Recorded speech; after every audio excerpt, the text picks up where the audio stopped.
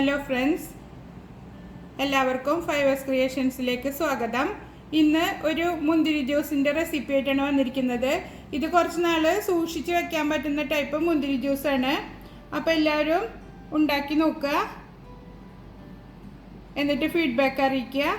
അപ്പോൾ ഇതെങ്ങനെ തയ്യാറാക്കുന്നതെന്ന് നോക്കാം. മുന്തിരി ജ്യൂസ് റെഡിയാക്കാൻ വേണ്ടിയിട്ട് ഞാനൊരു 1/2 കിലോ മുന്തിരി എടുത്തിട്ടുണ്ട്. 1-2 പ്രാവശ്യം നന്നായി കഴുകിയെടുത്തിട്ട് ഉപ്പിട്ടിട്ട് കഴുകുക, എന്നിട്ട് വീണ്ടും 1-2 പ്രാവശ്യം കൂടെ കഴുകുക. അപ്പോൾ അതിൽ വിഷാംശമൊക്കെ പോവും, നല്ല നീറ്റായിട്ട് കിട്ടും നമുക്ക്. ഇതിപ്പോൾ ഞാൻ 1/2 കിലോന് എടുത്തിട്ടുണ്ട്.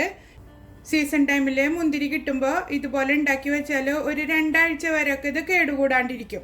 ഇത് നിങ്ങൾ ആദ്യമായിട്ടാണ് എൻ്റെ ചാനൽ കാണുന്നുണ്ടെങ്കിൽ, ഇഷ്ടമാവുകയാണെങ്കിൽ സബ്സ്ക്രൈബ് ചെയ്യാനും ലൈക്ക് ചെയ്യാനും ഫ്രണ്ട്സിനും റിലേറ്റീവ്സിനും ഷെയർ ചെയ്ത് കൊടുക്കാനും മറക്കരുത്.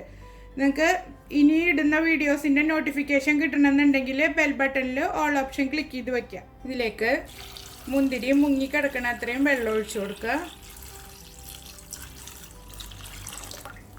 ഇപ്പോൾ ഇതാ ഞാനൊരു 4 കപ്പ് വെള്ളമാണ് ഒഴിച്ചിരിക്കുന്നത്.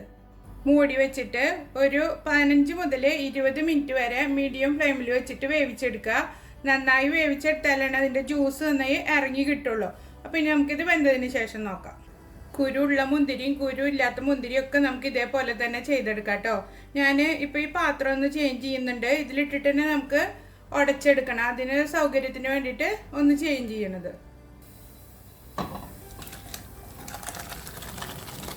നിങ്ങൾ ആദ്യം തന്നെ ഇത്തിരി വലിയ പാത്രത്തിൽ വെച്ചുണ്ടാക്കിയാൽ മതി. ഇതിപ്പോൾ ഒരു 20 മിനിറ്റ് ആയിട്ടുണ്ട് ഞാൻ വേവിക്കൽ തുടങ്ങിയിട്ട്. ഇനി ഇതിൽ നിന്ന് ഒരു 2-3 മുന്തിരി എടുത്ത് വയ്ക്കുക. ഒരു ഡെക്കറേഷന് വേണ്ടിയിട്ടാണ് ഇത് നമ്മൾ മാറ്റി വയ്ക്കുന്നത്.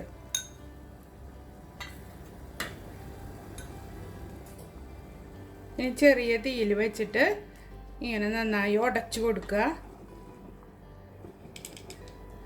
മിക്സിയിൽ അടിക്കേണ്ട ആവശ്യമില്ല, കയ്യിൽ വെച്ചിട്ട് നന്നായി ഉടച്ചെടുത്താൽ മതി. നന്നായി ഉടച്ചെടുത്തിട്ടുണ്ട്. ഇനി മൂടി വെച്ചിട്ട് വീണ്ടും ഒരു 10 മിനിറ്റ് വേവിച്ചെടുക്കാം.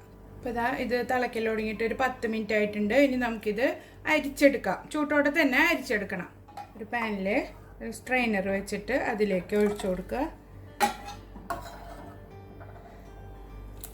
ഒരുമിച്ചെടുത്ത് ഒഴിക്കുമ്പോൾ സൂക്ഷിക്കണം, അല്ലെങ്കിൽ ഇതുമാതിരി ചെറിയൊരു പാത്രത്തിലാക്കിയിട്ട് ഒഴിച്ചു കൊടുത്താൽ മതി.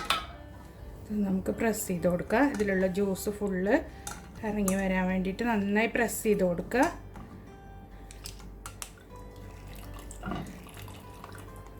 നമ്മൾ മിക്സിയിലിട്ട് അടിക്കൊന്നും വേണ്ട, ഇതുമാതിരി ചെയ്താൽ തന്നെ ഫുള്ള് ജ്യൂസ് നമുക്ക് കിട്ടും.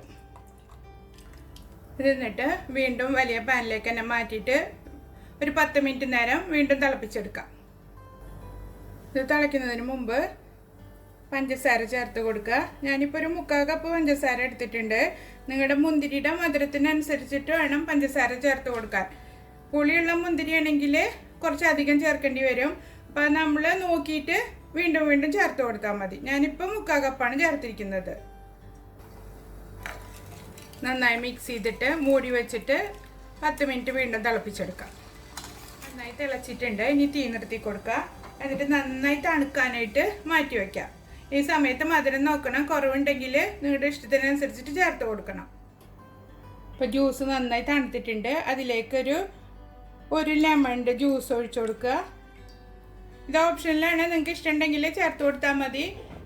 മധുരവും ഈ ലെമണിൻ്റെ പുളിയും എല്ലാം കൂടിയാകുമ്പോൾ നല്ല ടേസ്റ്റാണ് ജ്യൂസിന്.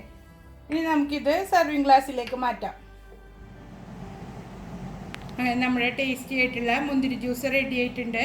ഇത് നമ്മൾ സൂക്ഷിച്ച് വെക്കണമെന്നുണ്ടെങ്കിൽ ബോട്ടിലിൽ ഒട്ടും വെള്ളമില്ലാതെ നല്ല ക്ലീൻ ആക്കിയതിന് ശേഷം സൂക്ഷിച്ച് വയ്ക്കുക. അപ്പോൾ ഒരു 2 ആഴ്ച വരെയൊക്കെ കേടുകൂടാതിരിക്കും. അപ്പോൾ എല്ലാവരും ട്രൈ ചെയ്ത് നോക്കിയിട്ട് ഫീഡ്ബാക്ക് അറിയിക്കുക. അടുത്തൊരു വീഡിയോയുമായി വീണ്ടും കാണാം. ബൈ.